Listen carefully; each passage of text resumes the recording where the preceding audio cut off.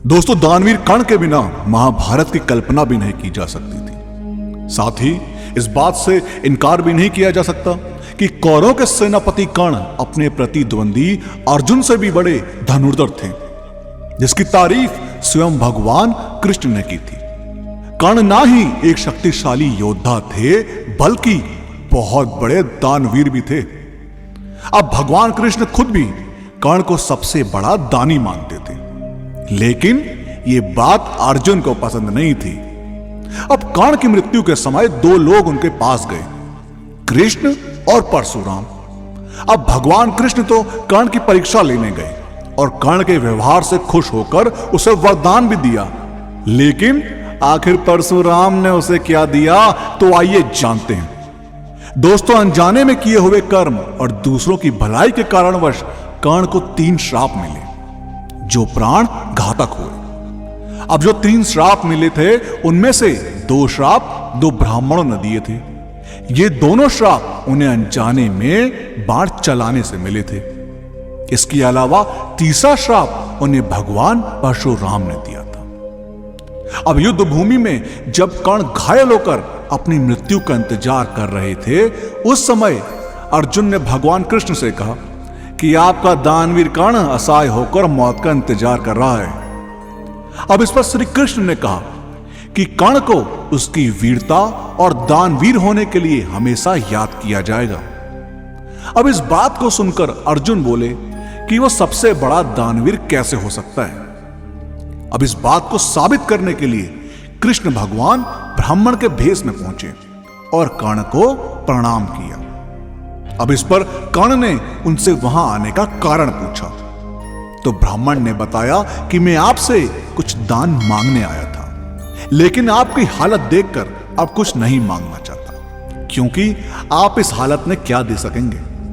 अब यह सुनकर कर्ण ने पास पड़े पत्थर से अपने सोने के दांत तोड़कर ब्राह्मण को अर्पण कर दिए। अब इस दानवीरता से प्रसन्न होकर भगवान कृष्ण अपने वास्तविक रूप में आ गए और कर्ण को वरदान मांगने को कहा। अब कर्ण ने 3 वरदान मांगे थे।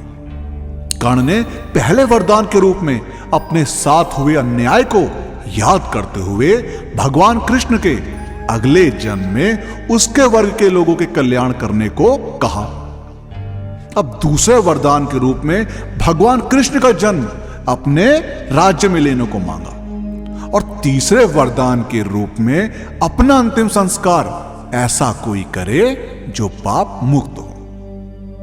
अब वरदान देते हुए भगवान कृष्ण ने सारे वरदान स्वीकार कर लिए, परंतु तीसरे वरदान से भगवान कृष्ण दुविधा में आ गए और ऐसी जगह सोचने लगे जहां पाप ना हुआ हो।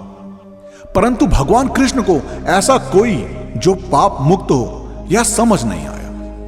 अब वरदान देने की वचनबद्धता थी, इसलिए कर्ण का अंतिम संस्कार भगवान कृष्ण ने अपने ही हाथों से किया और कर्ण को दिए वरदान को पूरा किया। लेकिन इसी बीच जैसे ही परशुराम को कर्ण की मृत्यु के बारे में पता चला, वो दौड़ते हुए कर्ण के पास आए और फूट फूट कर विलाप करने लगे और कहने लगे कि कर्ण, इसी दिन के लिए तो मैंने तुम्हें श्राप दिया था।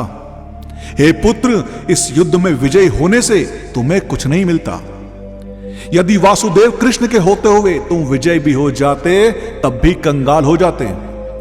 इसलिए हे दानवीर कर्ण, विजय पर सिर्फ पांडवों का ही अधिकार था, और तुम लेने के लिए प्रसिद्ध नहीं हो, तुम तो देने के लिए प्रसिद्ध हो। हे पुत्र, अपने भाग्य से संधि कर लो। अभिमन्यु की हत्या में भाग लेकर तुम दुर्योधन के शरण से मुक्त हो चुके हो। सबको जानकर अनजान ना बनो।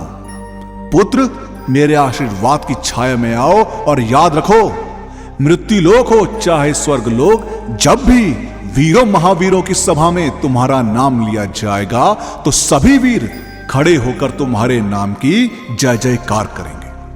दोस्तों, आपका इस बारे में क्या कहना है, हमें कमेंट के माध्यम से जरूर बताएं, और इस वीडियो का पार्ट 2 चाहिए हो तो कमेंट्स में पार्ट 2 जरूर लिखें, और वीडियो पसंद आई हो तो लाइक और शेयर करना मत भूलिएगा। हम आपको मिलते हैं अगली वीडियो में।